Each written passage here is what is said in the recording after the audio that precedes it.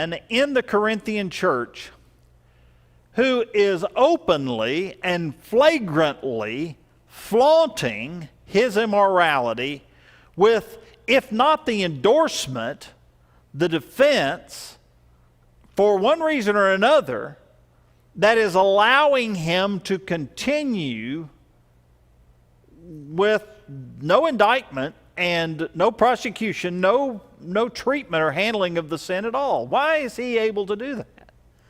I dare say there has to be an answer to that question. Now, the text doesn't answer the question. It's actually, Paul said, reported that there is sexual immorality among you. That means it was public and it was known. It wasn't known to a few.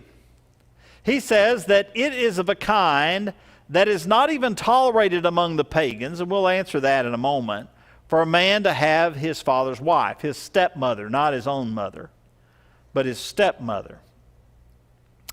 Then Paul, here, he gives no name, he gives no specification, but everyone at Corinth who reads this knows the who. They know who it is. Why hasn't anything been done about this man? And you are arrogant, the text says. Now, arrogance is a theme in Corinthians, a subordinate theme, but yet a theme. You remember earlier at the conclusion of chapter 4 and verse 18, some are arrogant as though I were not coming to you. Now Paul brings it up again. Let's not lose the context of this. Paul doesn't stop talking about one thing and start talking about the other entirely. This is all of a problem that centers around not seeing men according to what is written. He's been dealing with their teachers. Now he's dealing with a circumstance that is happening in this local congregation that centers around a man who has been given license pretty much to live any way he wants to. Sexual immorality is defined, it's the Greek word porneia, and it just simply means illicit intercourse. And the best way really to describe that is an illicit intercourse of every form, including homosexuality. Now, the text then says, for a man has his father's wife. The word here, has, is the Greek echo, and it means to adhere to or cling to. And this suggests that this is not a punctiliar act, that is a singular act on the timeline, but this is ongoing action. It is continuing action. So he is either living with her or married to her. What was reported to Paul? This is what was reported to Paul. This man is clinging to or holding on to, living with, either married to, his stepmother. Now there are several conclusions that one might draw about this. Perhaps this is a Gentile woman, much younger than his father, more approaching his own age than one might be comfortable with, and yet. And so here this mutual attraction begins to develop, and before you know it, it's turned into this flagrant affair, this flagrant act. Paul said, or asked the question in the text, are you arrogant? Why didn't you mourn? Why aren't you mourning? Ought you not rather, forgive me, the King James is what comes to my mind, but ought you not rather to mourn? Let him who has done this be removed from among you. What was the hesitation in doing that? What do you think it was? Do you suppose it was reputation? Do you suppose it was wealth? Do you suppose it was influence? because those things will often preclude men from interceding in the misdeeds of the wealthy, the men of reputation, the people of great influence. There's something else going on here. They were glorying in this matter, as we've read. They were boasting. The English Standard Version translates it. The King James translates it. They were glorying in something that should have brought shame. Now, that's the church doing that. Why were they doing that? Was it that they look at this and say, oh, this is really a great thing that they're doing? When you dig into this, I think the answer to this is going to be apparent. Then I think you're going to see the emergence of my straw man in a moment. How had the church responded to this sin? Well, they didn't just look the other way. They actually were boasting in this matter. There was something about the presence of this man in their fellowship that both caused them to be happy he was here, wanting to keep him here, some advantage to his being here, that prevented them or that precluded them to intrude into his life behavior. There's something powerfully important about this person. What should have happened? Paul answered the question in verse 2. Let him who has done this thing be removed from among you.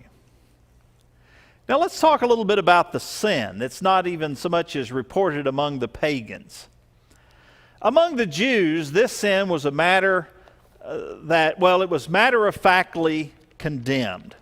In the book of Leviticus, and I want to turn there and read with you in chapter 18 and verse 8 in the law of Moses. You shall not uncover the nakedness of your father's wife. It is your father's nakedness. Now, he's talking about his father's other wife here in this particular case, whether the mother is living or dead. Of course, there was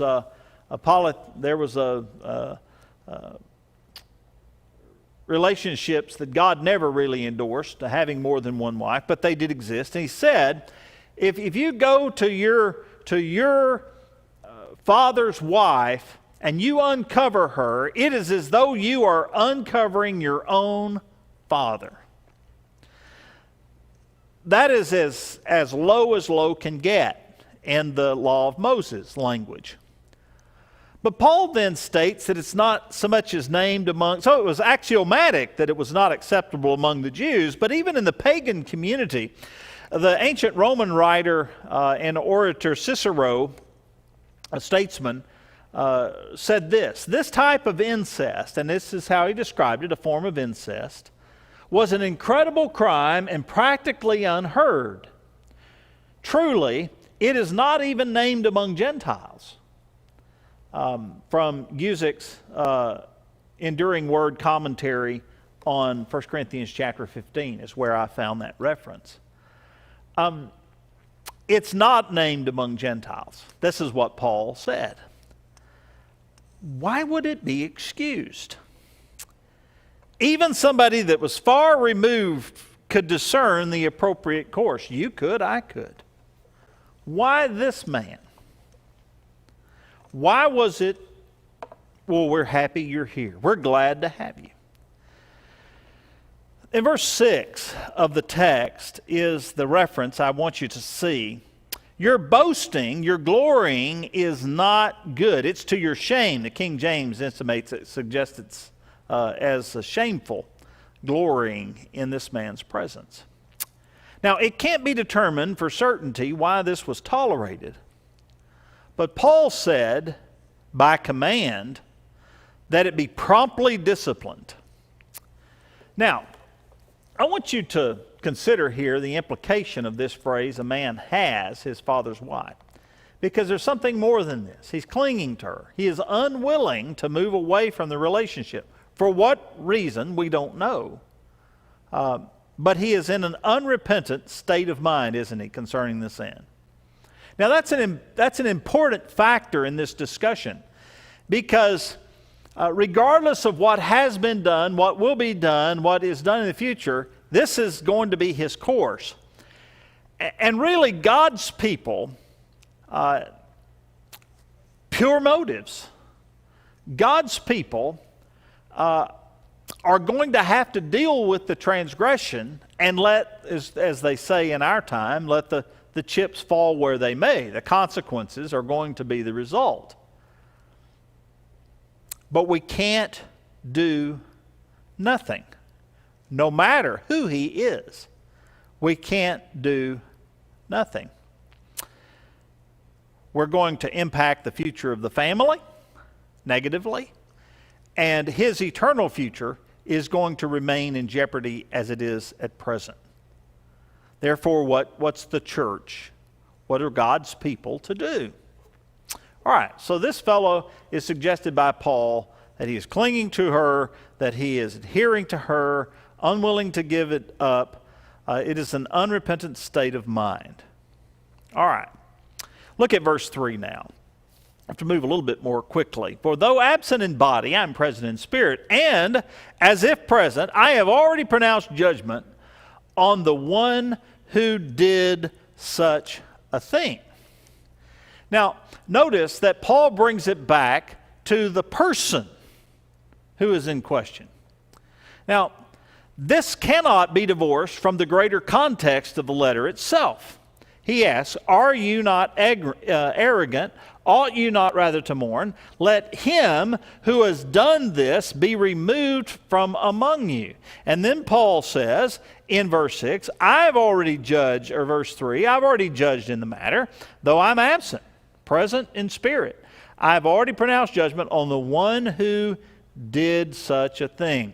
There's no ifs, ands, buts about it. He must be removed from among you. Now, from a distance, Paul cast judgment on the one who did such a thing. What's he talking about here? He's talking about harboring a flagrant sinner, even glorying in having him in your fellowship, regardless of who he is or what advantage his presence brings to the church. It's unacceptable. And I ask you, what should the action, or why should the action involve the entire congregation? Keep going. Look at verse number 4. When you are assembled in the name of the Lord Jesus, and my spirit is present with the power of our Lord Jesus Christ, you are to deliver this man to Satan for the destruction of the flesh, so that his spirit may be saved in the day of the Lord. This is to be done as a unit, as a family, as a fellowship. Now, this should be viewed as divinely authorized. Therefore, we as God's people would imitate and acknowledge this action as an appropriate procedure in addressing what? Flagrant, disorderly conduct, openly practiced, even flaunted. And morality is not to be tolerated among followers of Christ. It is to be expunged. In this particular case, Paul says, this is to be done. Notice the action. A common assembly of the whole church, called together for the purpose of addressing the sin of one of its own, and it is done so with the power or the authority of Christ and the apostolic sanction as its foundation. Upon whose authority is it predicated? Upon Christ and the inspired teaching of the Apostle Paul. Paul said, you are, with this as your predicate, you are to deliver this man to Satan for the destruction of the flesh, so that his spirit may be saved in the day of the Lord. Now, the purpose of this action is completely misunderstood in the minds of people who are not part of the New Testament church, that are biblically ignorant. I can't imagine. Oh, that's a terrible thing. How humiliating, how terrible would it be to do such a thing? And yet, the motive is completely ignored when one takes that position. The deliberate action of the entire church, severing fellowship with this sinner, has two motives, Paul says. First, it is to honor God's holiness that's being impeached when sin is openly practiced, then allowed, apparently, among those who profess to be his followers. So God, his honor is restored when God's people say, enough is enough. You're not going to do that here. You're just not going to do that here. 3 times, this is the 3rd time emphatically that Paul has first said, let him who has done this be removed from among you. I've already pronounced judgment on the one who does these things. Deliver this man to Satan for the destruction of the flesh.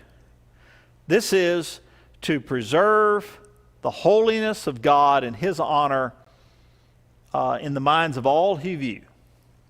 Followers of Christ are not thus. But then the second side of this is what is completely ignored. Well, that just seems horrific. But the second side of this is powerful because it is one of the tremendous New Testament statements of grace. So that his soul, so that his spirit, soul, pushe, may be saved in the day of the Lord. That's judgment, eternal judgment. So the second motive, the high motive, along with preserving the honor and respect and reverence for God and his holiness, the ultimate end is in severing fellowship is to save his soul in judgment. Now, there's something deeper inside of that that ought to be considered. And that is the fact that the reality of the loss of relationship is to open the eyes, the minds, the heart of the one who is unrepentant and acting in this flagrant, deliberate manner.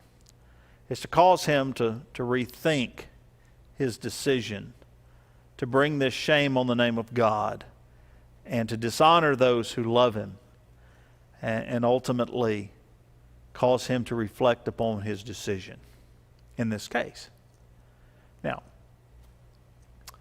I ask you in this to consider something. What are some possible reasons why this man's sin was being overlooked? I'm backing up a little bit. I don't want to do that too much. But I do want you to think about this a little bit more deeply. Because here, I think, is the other side of my question in the very beginning. Would everyone at Corinth have been treated this way? A person who was not influential, a person who had no power, no strength, no wealth, no real influence, who was discovered to be in this kind of circumstance. Would the brethren have been so quick to look the other way? Or would they have been much quicker to deal with him quickly, swiftly, to cut him off, especially a man who had fallen multiple times, someone who had come out of the mire of the world and still had a little bit of dirt on him. And he just really was not like the rest. Would he have been gloried in? That's my straw man. No. Now let's be very careful, because what we're talking about here is we're talking about preference and favoritism and bias. And before we're quick to say, oh, that is never. Ladies and gentlemen, I've been preaching for a while, and I've seen this. I had a brother say to me one time, and I can talk about it a little bit because he's not living anymore, won't call his name. But I had a brother say to me one time in a conversation about a man in the church who was not living faithfully, who was not just dabbling in moral questions, somewhat unseemly in his behavior, but was dabbling in alcohol and some things like that. There were several things that were involved in this man's behavior. And I raised this question in the absence of elders about his being dealt with and the holiness of God being a matter of our concern, and also the salvation of the man's soul. But he was somewhat closely connected to a family of influence. He himself was not, but he was very closely associated with a family who was. I said to him, we need to take some action here, brother. He popped up and said, well, if we do that, then we're going to have to deal with so-and-so. And by the way, that was his relative who was living similarly. And so let's just look the other way and allow this to pass. Another circumstance arose some time later. A fellow had committed a heinous crime, wanted to come back into the family. He'd been away for many years, had committed adultery, had brought great shame on the church and the reputation in that church. They'd never dealt with him, never dealt with him. He committed a heinous crime, wanted to come back, wanted to be part of the family again. Didn't want to make any public statements, didn't want to make any acknowledgments concerning his past sins or sins. Almost universally, let's put our arms around this brother. Let's have him part of our family. You see, because he had wealth.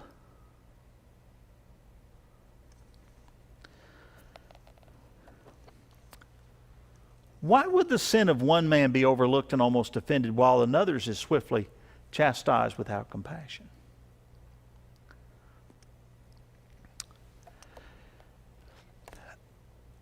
What are some reasons why man's sins are being overlooked at Corinth? I don't know. But there was something about this man. They just wanted him to be part of the family, and we just don't want to cause any problems that might hurt us. Paul said in verse 6, your boasting is not good. And then he begins the use of a metaphor. It's a powerful Jewish metaphor, biblical metaphor, that carries all the way through the end of the chapter. The problem is we want to start and stop with the metaphor, and we can't do that. We have to be true to the context. Do you not know that a little leaven leavens the whole lump? He's talking about the use of yeast that is a tiny little one-celled organism that eats sugar. The word literally means sugar eater. That's the idea. It eats sugar. And when it does that, this microorganism in its digestion of the sugar creates carbon dioxide. Well, that's what makes your bread swell up, okay? And so he's talking about yeast. He's talking about this interaction of leaven, a leavening agent into flour that causes it to puff up. And so he takes that metaphor and he says, do you not know that a little leaven leavens the whole lump? Cleanse out the old leaven that you may be a new lump, as you really are unleavened. For Christ our Passover lamb has been sacrificed. What does all that mean? All of that Old Testament lingo. What does all of that mean? Well,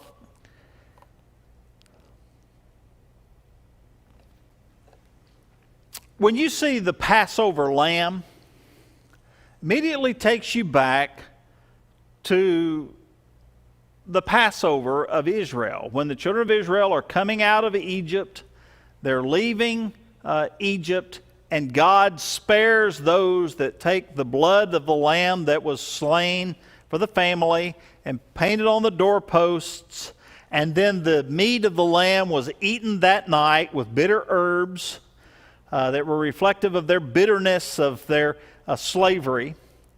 And they were with that to eat unleavened bread. Now, this became a feast in Israel that was celebrated annually. And before the Passover, you had this period of unleavened bread. It was a 7-day period. And what they would do to begin this is they would sweep their house of any leavening agent whatsoever. They would literally clean house, kind of like spring cleaning. I mean, they just cleaned the house. Maybe that's where spring cleaning came from, in the spring of the year, the Passover. All right, so they swept all of the leaven out before they prepared their bread so that their bread was truly unleavened. Paul reaches back into Israelite history and he pulls this metaphor out and he says, you got to sweep the floor. You have to sweep the floor. You're going to sweep the household clean of all of the leavening agent so that you can be a truly new lump, an unleavened lump. And you are. For Christ, our Passover lamb, has sacrificed. At the end of this was the Passover. And so if the Passover lamb has been sacrificed for you, then the unleavened period has taken place already. This is Paul's image. Then he says this, verse 8. Let us therefore celebrate the festival, not with the old leaven, that's the past, the sinful life of malice and evil. Now remember how he described that man? He is an evil man. He's done such a thing. You've got to sweep the floor. You've got to clean out the old leaven so that you will be a new leaven, because Christ our Passover has been sacrificed. He says, let us then celebrate the festival, not with the old leaven, the leaven of malice and evil, but with the unleavened bread of sincerity and truth. On the other side of the Feast of the Unleavened Bread is the Passover, when Christ is sacrificed. The Lamb is sacrificed to shed the blood to cover our sins. Now that's the metaphor that Paul uses here in the text. Now be very careful, because he doesn't stop. He doesn't stop. He does say this. I wrote to you in my letter not to associate with the sexually immoral people. A lot of people say, oh, verse 9, he stopped talking about the feast and the metaphor and all of that, and now he's talking about something else. No.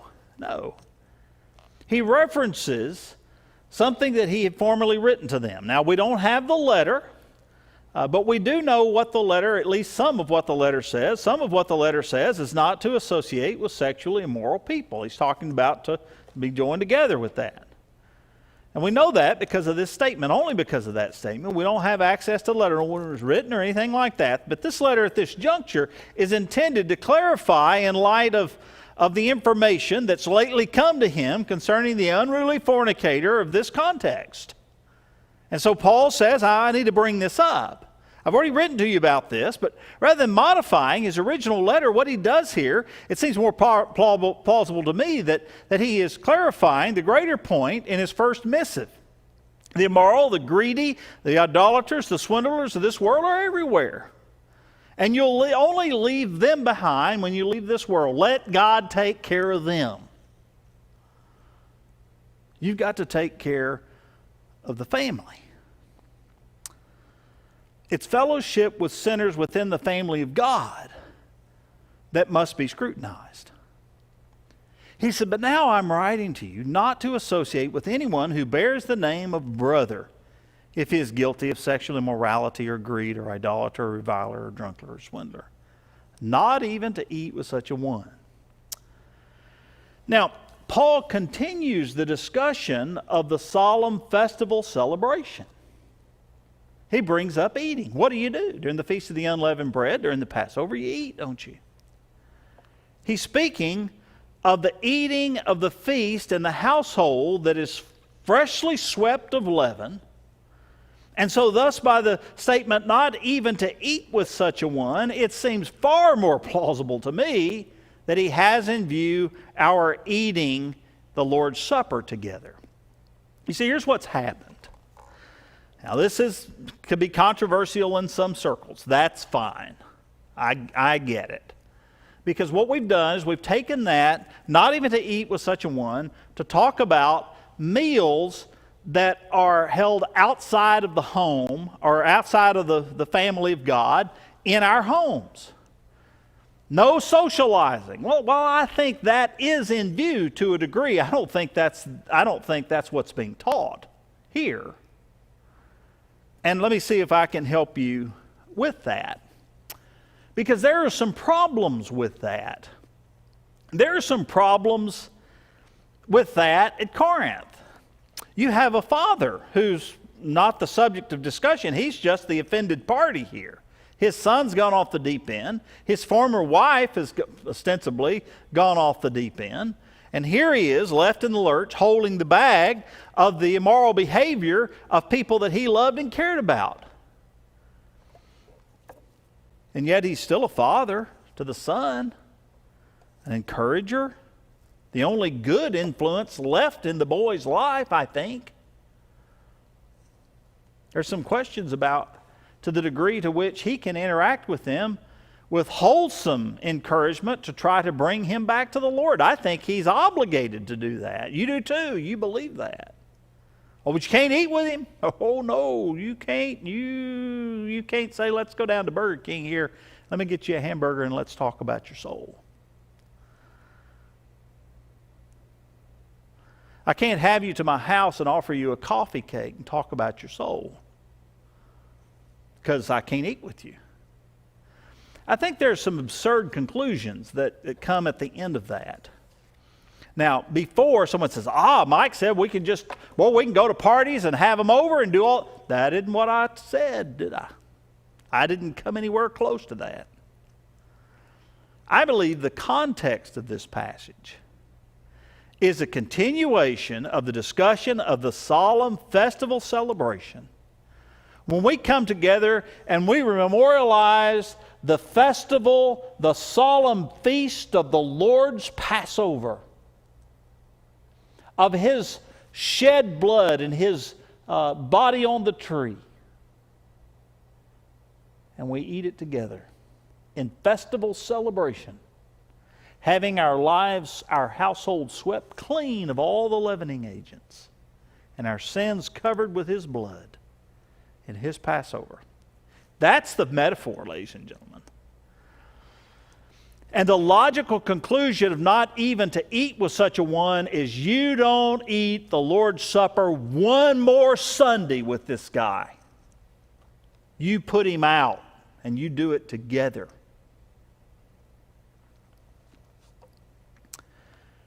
In hopes that his soul will be saved in the day of the Lord. That's what Paul's talking about.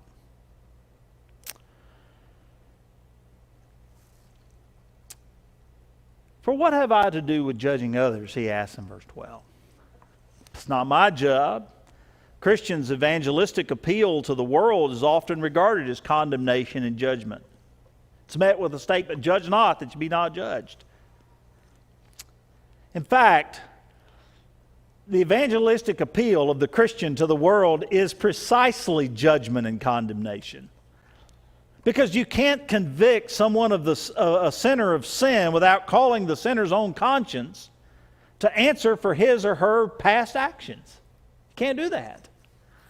You do so in hopes that their conscience will cause them to be humiliated in the presence of God and bring them to repentance that is ultimately going to lead to the forgiveness of their sins. But Paul's not talking about evangelistic action here. I think he's talking about the kind of thing that's on our mind right now. Our judgment of the world is so somehow on social media that my statements are somehow going to affect a restoration of the world, of America, and bring them back to God. What have I to do with judging others or outsiders? God will judge those outside. Verse 13. But those inside, I have a responsibility. And Paul explicitly commands in the text, purge the evil person from among you, the fourth time in this chapter. You got to sweep the house if you're going to observe the Passover as a family. That's the context of 1 Corinthians chapter 5. Now, I wanted here to consider the possibilities that Paul might have in mind here when not even to eat with such a one. And I presented you with my position that he's talking about the Lord's Supper.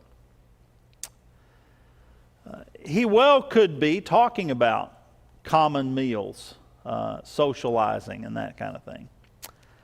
I find it hard to put that in the context of everything that surrounds it. But I'm prepared to allow for that, and to a degree I think it is intimated, because I believe that if we are to sever fellowship in the truest sense of the word, that the socializing and that sort of thing that has gone on in our past is not part of our future. It's just not. Otherwise, there's no consequence.